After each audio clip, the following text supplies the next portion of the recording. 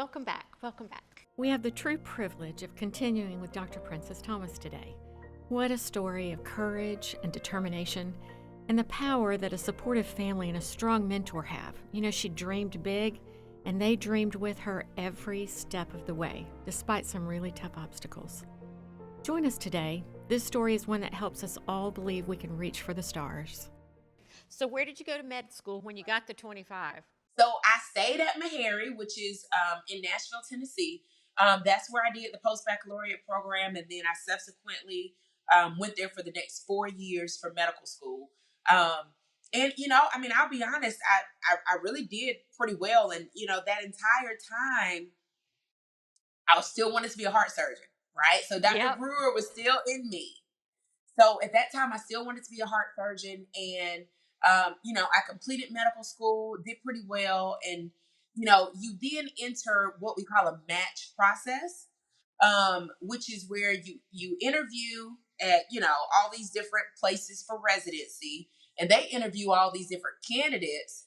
And then it basically goes up into this computer in the sky, right? So if I interviewed at 10 places, I rank those 10, right? Unless it's somewhere I don't want to go, then I don't rank them at all. And they do the same for the candidates. And then this computer system matches them up. And so from there, I ended up at Mercer University's general surgery program in Macon, Georgia. Okay, so keep going about this match. Right. So match happens, right? And then we have this big match ceremony, and you have all your family and friends there, and you are given an envelope. And you open your envelope in front of everybody, and that tells you whether you've matched. Well, where you have matched. Because before the ceremony, if you don't match at all, then they tell you, okay, you didn't match, right? But if you did match, then you get an envelope, you open it up during this big ceremony in front of all your classmates and family, and you figure out where you're about to spend the next 5 years of your life. Right. So for me, it was Mercer in Macon, Georgia. And, you know, once again, I ended up being the first Black female surgery resident there. At that time, they accepted 3 residents per year. Or I apologize, it was 4 residents per year. So it was myself, another female, and 2 guys. So we were all in the intern class together, and you really become like a family because, you know, I mean, you work hard together, you work God forbidden hours together. You're always on call. You're always learning. When you're not at work, you're studying because you have testing during residency as well. But I mean, it was a phenomenal process. And if I must say, not for the weak. So you were the first African-American female in that surgery residency, correct? Right. That's correct. And to that point, you really hadn't felt much racial discrimination in your path, right? Or if you That's felt correct. it fell off of you because you had so much encouragement and underpinning. Did that impact you? Did you go, oh my gosh, like this is a big deal for me? Well, I'll be honest, I didn't even realize it until I looked at the pictures on the wall. Because all the prior, like in our surgery department, all the prior residents, everybody's picture was on the wall. And so one day, you know, I was walking and I'm looking at all the pictures and I'm like, okay. So, and there was only one other African-American face on the wall, and he was a guy. And so it was just like, wow, did I miss a picture? But so nobody pointed it out to you when it all happened. You just kind of uncovered it. Yeah. And it's like, okay, you know, and, you know, I must say, you know, you have to understand when you're in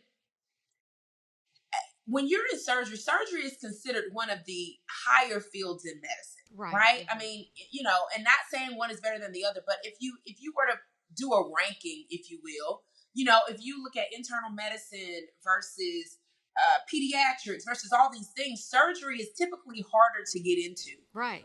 So, you know, now you're in surgery and now you're with the top of the top. You are no longer the top. You are with the top of the top. Right. And I'll be honest with you, there are times where you're like, oh my gosh, I don't know if I'm cut out for this. Yeah. But I mean, y'all, it is difficult. I bet. You always have to be on go. You're sometimes in the hospital before 5 a.m. making rounds before the more senior people in the residency, which then comes the attendings. So I mean, you're there all the time. So, did knowing that you were the only African American female to make this program ever, and then you're in this program that's so intense and it's so hard, did knowing that give you that extra push, that extra drive to go, I don't care what it takes. I'm surviving this. I'm going to be the best. Yeah, no, absolutely. I mean, there was, at this point, it's like, it's the point of no return. We're not flunking out of this. Like, I've come too far. No, you were paving the way. You were absolutely paving the way. Right. So, where in the journey you were going to be a heart surgeon? Where did it shift? Why did it shift? I started residency in 2010. It's a 5-year program. I completed it in 2015. But I would say about 2013. Once again, this is during residency. And then I got pregnant with my now 10-year-old daughter. And oh this my is gosh. during residency. At what year in your residency? It was my 3rd year. Oh, Lord, Oh, you have God. 2 years to go and you're having a baby. Right.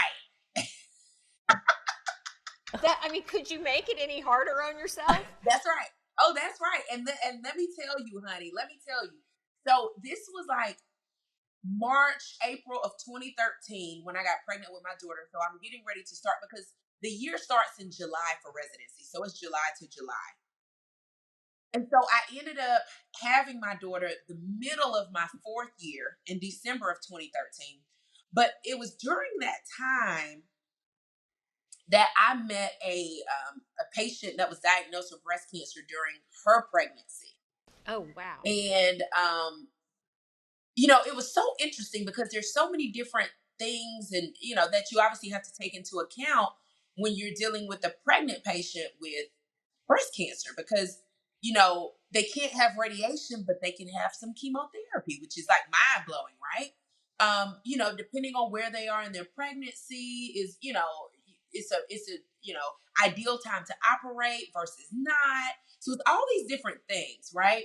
But anyway, so I met her during the same time period, and I was able to follow her through her course. So through all of her treatments, through her having her baby, through, all the survivorship on the back end and, all of those things. And so at that point I said, you know what?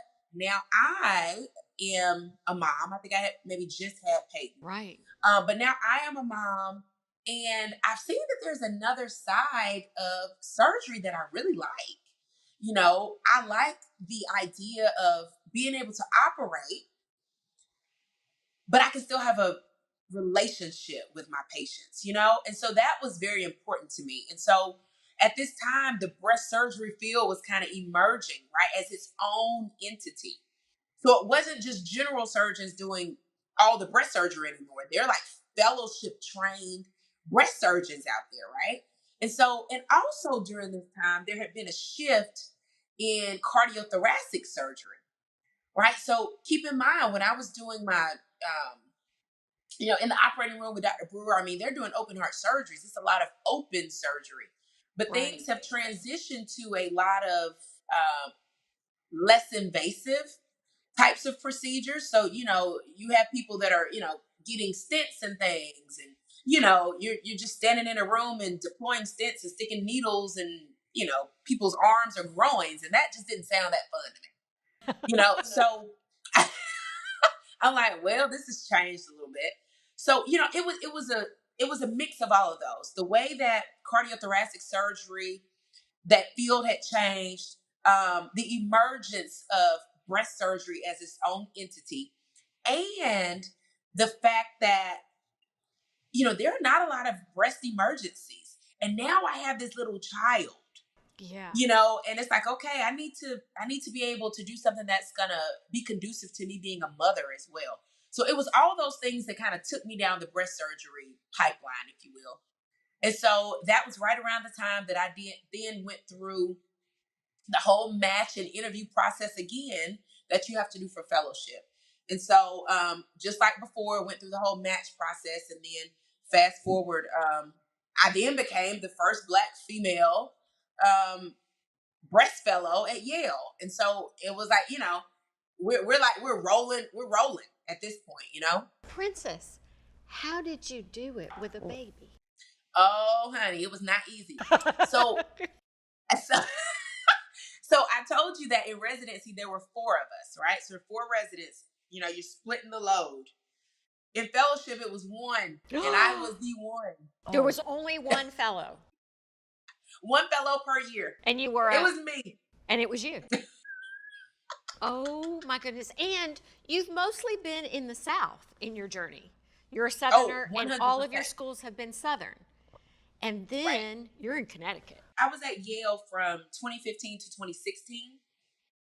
And at that point, my grandmother was older, and she was on and off, having health issues. She subsequently passed in 2017. But my mom, she came up with me to Connecticut for the first month that I lived there, because I had to take my general surgery boards. Right, so here we go with this standardized test again. Lord have mercy. I was like, oh, Lord, I can't get away from it, y'all. I can't get away from it. And so here we go again. I took the test and I didn't pass it the first time. No. No is the answer. No, I didn't.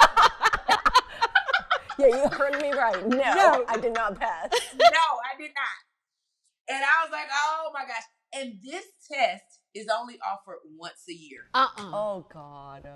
Y'all.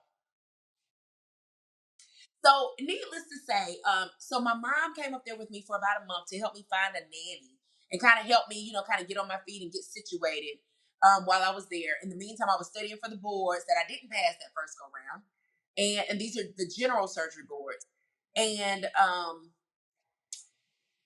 we found a nanny, and she wasn't a live-in, but she would be at my house every morning before I left and stay with Peyton until I got home.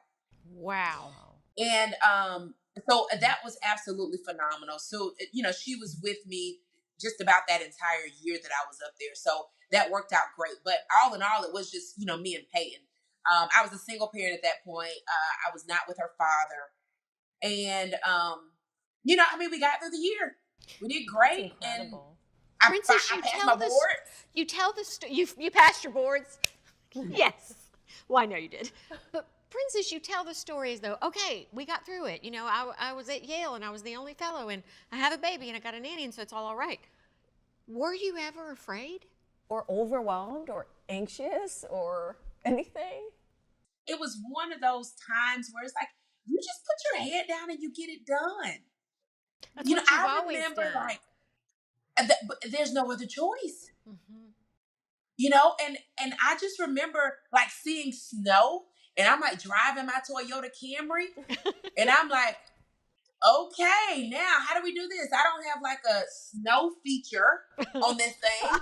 We still like cranking it up, So it's just like, all right, well, we got to drop flow. I got to make it to work. I'm the only fellow. Oh my goodness. So, it was just one of those things, y'all. We just got it done.